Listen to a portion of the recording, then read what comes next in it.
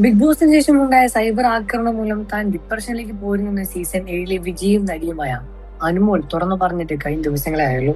പ്രേക്ഷകരിൽ ആർക്കും ഇക്കാര്യം അറിയില്ലായിരുന്നുവെന്നും ആ അവസ്ഥയിലും പ്രോഗ്രാമുകളിലും മറ്റുമായി താൻ എപ്പോഴും സജീവമായിരിക്കുക എന്ന് എല്ലാവരുടെ മുന്നിലായിരുന്നു എന്നും അനുമോൾ ലക്ഷ്മി നക്ഷത്രയ്ക്ക് നൽകിയ അനുമുഖത്തിൽ തുറന്നു പറഞ്ഞിട്ടുണ്ടായിരുന്നു. പ്രേക്ഷകർ പൊട്ടന്മാരല്ലെന്ന ബോധത്തിൽ തന്നെയാണ് ഞാൻ ഹൗസിൽ 100 ദിവസം നിന്നത് തന്നെ. നിരവധി ക്യാമറകളുണ്ടെന്നും ചെറിയ കള്ളത്തരങ്ങൾ പോലും കണ്ടുപിടിക്കാമെന്നും എനിക്കറിയാം. അതുകൊണ്ട് തന്നെ അവിടെ എനിക്ക് കള്ളത്തരം കാണിക്കാൻ പറ്റിയില്ല, കാണിച്ചിട്ടുമില്ല. എന്നെ വേദനിപ്പിച്ചപ്പോഴാണ് അത് സഹിക്കാൻ വയ്യാതെ ഞാനും അവരെ വേദനിപ്പിക്കാൻ തുടങ്ങിയത്. ഉള്ളിലുള്ള വിഷമവും ദേഷ്യവും കൊണ്ടാണ് പലതും പറഞ്ഞതും ആ കുറ്റം ഞാൻ സമ്മതിച്ചതും. സ്റ്റാർ മാജിക്കിൽ നിന്നും കിട്ടിയ പ്രേക്ഷകർ തന്നെയാണ് എനിക്ക് ഇപ്പോഴും ഉള്ളത്. എന്റെ പോസിറ്റീവ് സൈഡ് മാത്രമല്ല നെഗറ്റീവ് സൈഡും പ്രേക്ഷകർ അറിയണമെന്ന അതിയായ ആഗ്രഹം എനിക്കുണ്ടായിരുന്നു.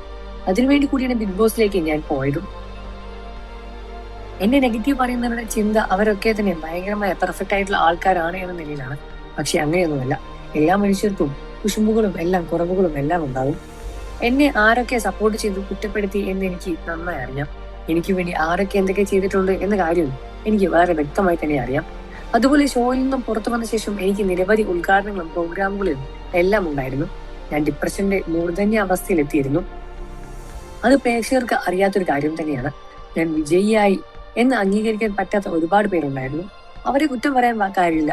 അനുമോളെ മാത്രമേ സപ്പോർട്ട് ചെയ്യാൻ പാടുള്ളൂ, അനുമോൾക്ക് വേണ്ടി മാത്രമേ സംസാരിക്കാൻ പാടുള്ളൂ എന്നൊക്കെ നമുക്ക് വാശി പിടിക്കുന്നതും പറ്റില്ല. എന്നെ ഇഷ്ടമല്ലാത്ത ആളുകൾക്കുണ്ടെന്ന് സ്വാഭാവികം തന്നെയാണ്. ഞങ്ങൾ ഇഷ്ടപ്പെട്ട വ്യക്തി വിജയിക്കുന്നതിന്റെ ഫ്രസ്ട്രേഷൻ തീർക്കാൻ എപ്പോഴും നെഗറ്റീവ് കമന്റുകളും ഉണ്ടാറുണ്ട്.